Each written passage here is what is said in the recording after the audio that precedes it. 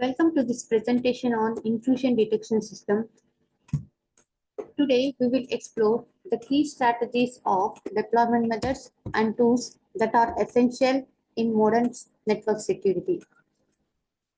Today we will cover the topic measuring the effectiveness, honeypots and padded cells, tools for training and analysis. These are the contents today we will discuss. By the end of this session, you will have a clear understanding of how intrusion detection system works, when they are most effective and the best practices for using them. Let's dive right in. There are three main control strategies for intrusion detection system implementation. The first one is centralized. All control functions are managed at a single central location. While this simplifies management, it creates a single point of failure, making it less resilient in distributed environment. Coming to the fully distributed, each intrusion detection system component operates independently at its physical location. This improves fault tolerance and can make coordination more challenging. Partially distributed, this is an hybrid approach combines the best of both worlds. Local agents analyze threats independently but report to a central authority to detect and address larger coordinated attacks. The choice of strategy depends on the organization infrastructure and security goals. This is the diagram which represents the centralized intrusion detection system where all the systems are connected to the server. In the decentralized, this is just like a tree structure. In distributed, here we have a partially and fully distributed intrusion detection system. Deploying an IDS is a much an art as it is a science. The placement of IDS components should ensure comprehensive coverage without disrupting network performance. One common approach is to use network-based IDS and host-based IDS in tandem. This ensures protection at both the network level and the individual system level. The key takeaway here is that deployment strategies must align with the organization security requirements while minimizing operational impact. This requires careful planning and analysis. Now let's look at where to deploy network.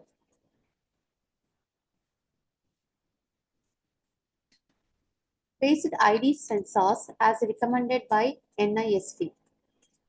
Behind external firewalls in the DMZ, this monitors traffic entering and leaving your network. Outside the external firewall, this helps direct attempted attack before they reach the firewall. On major network backbones, this captures a wide range of traffic and detects attacks targeting critical infrastructure. On critical subnets, this protects sensitive areas like finance or HR servers. A well-placed NIDS can act as your first line of defense, detecting threats before they cause harm.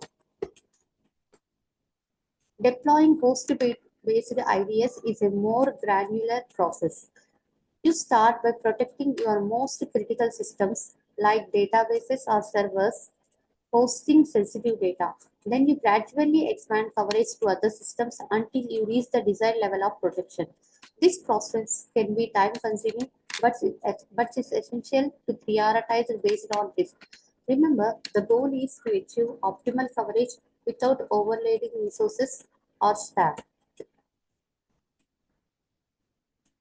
How do we know if an IDS is working effectively?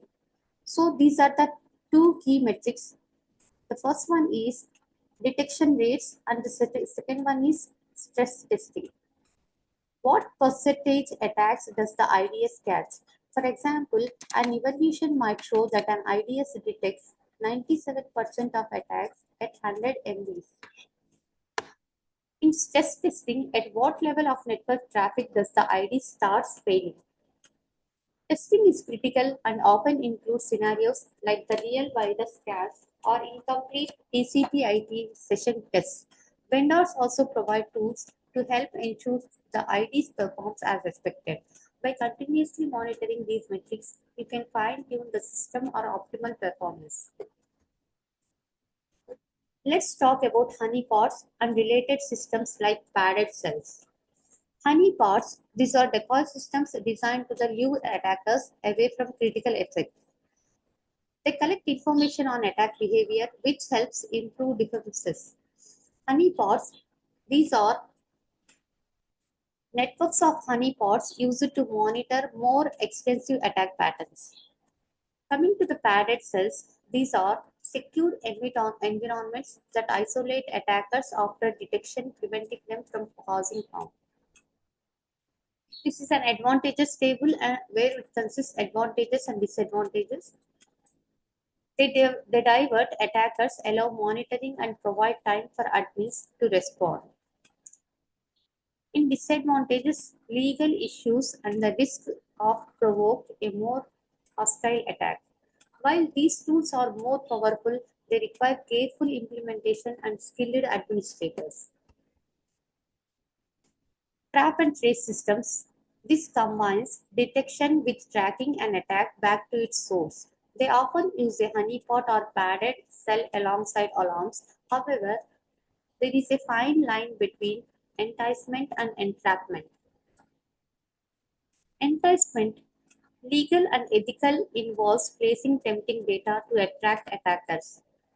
Coming to the entrapment, illegal and unethical, involves luring someone into committing a crime.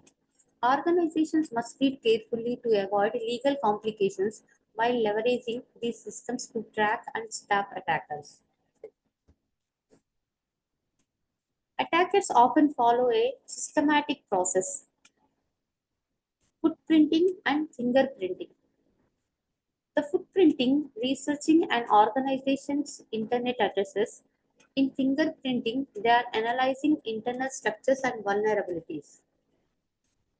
To define again these two steps, tools like port scanners, firewall analysis tools, and packet sniffers are invaluable.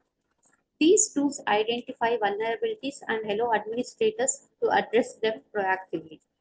It's important to remember that these tools can also be used maliciously, so intent and ethical use are critical.